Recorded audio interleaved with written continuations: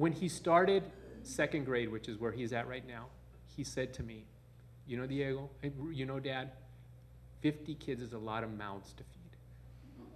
I don't know where he had ever heard that. But then he says, I said, so what are you going to do, Diego? He says, I'm going to have 4 children, 2 boys and 2 girls. And I said, you know, that's interesting, Diego, because that's what your grandfather, my father, and that's what your tata and your nana decided on. And that's what they had, 2 boys and 2 girls. So you're not far from where this thinking was. I said, so now the thinking, Diego, is you need to find somebody who shares that goal. Somebody who wants 4 children and potentially 2 boys and 2 girls, Diego. I said, because, you know, when you go to college, that's where you're going to start meeting people, and you're going to have to find, you know, some people you might like, and they don't want children. And he stood stunned. He's like, Dad, what do you mean? And I said, there are some people that don't wish to have children. And he's like, whoa, this is an earth-shattering concept for him. People, that's what I mean, changing the social norms. I don't want Diego to be that 12-year-old boy who is ambivalent about what his family will look like. I want him to have a frame of reference so that when he meets somebody who he's attracted to, that he can begin to have these conversations with. He then asked me, Dad, did you always want 2 children? And I said, no, Diego. And he said, well, what did you want? I said, I always wanted 3. And he says, but there's only 2 of us, and you've kind of told us that this is pretty much it. I said, yes, Diego. And he says, why aren't we going to have 3? And I said, because your mother had always wanted to have 2. And I love her that much. You know, this is not about reproductive health. This is not about sexual content at 7 years old. It's the conversation that will set up the future ones. But we don't do that with our boys. You can interview a 12-year-old girl, and she will give you a concept of what, I'm going to have 4 children. The first one's going to be named this. My husband's going to do that. And our boys don't have that parallel thing. So the consequence is they don't even have a reference to converse with each other. Is the oldest still going to be named Jim? Yeah, you know, I haven't heard that as much. I haven't heard that as much. But, you know, he's very... You'll have to find someone that likes that name. Yeah. So we need to expand all that stuff. And then we also have to recognize that when you work on interventions for boys that are already fathers, that they will grow up. That you teach them about the multiple dimensions of fatherhood, not just the ones we reinforce, which is oftentimes financial support. Like if you don't provide financial support, you're not going to see your children. You're never going to have custody.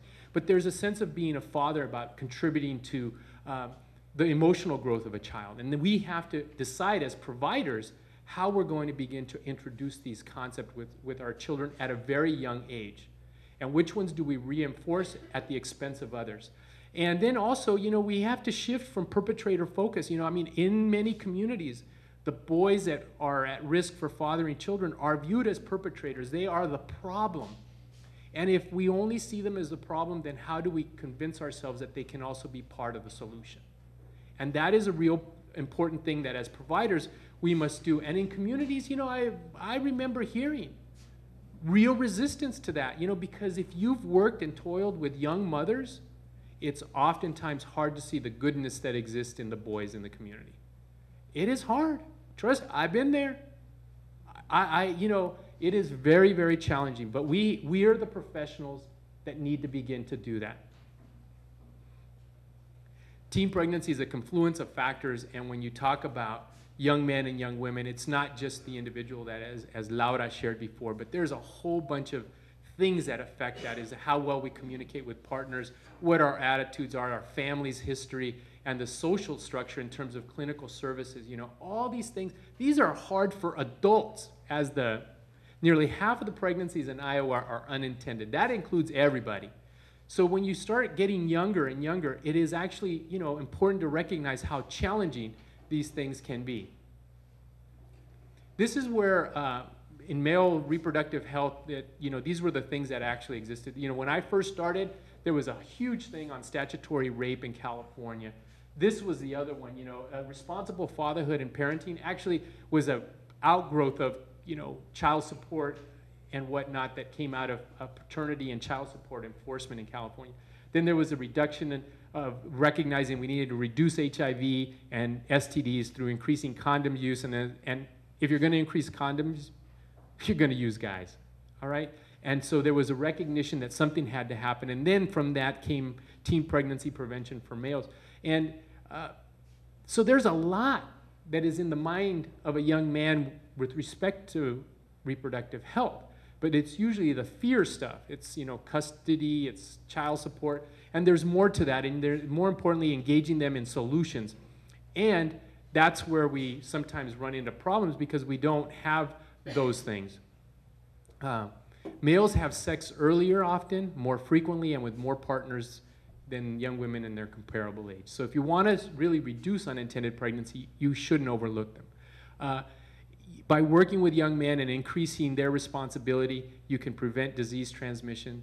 And then also what we do is we introduce concepts of health-preserving behavior that follow young men for the rest of their lives. You know, we don't have a natural, normal way of saying we're going to go to the physician every year for our annual checkup. That is a wonderful norm that somehow has been instilled in, you know, for women that can access medical services. It's a great habit to be in. But, you know, one of the physicians that we spoke with once says, you know, sometimes you'll deal with men who have no health history on paper. And they've had health insurance for years. They just never seek it out from their physicians. And so maybe if we start earlier, we can do some health promoting and health preserving things. And then also, for teens and human reproduction, it involves a man and a woman. And I think you have to state that sometimes very clearly or else we forget.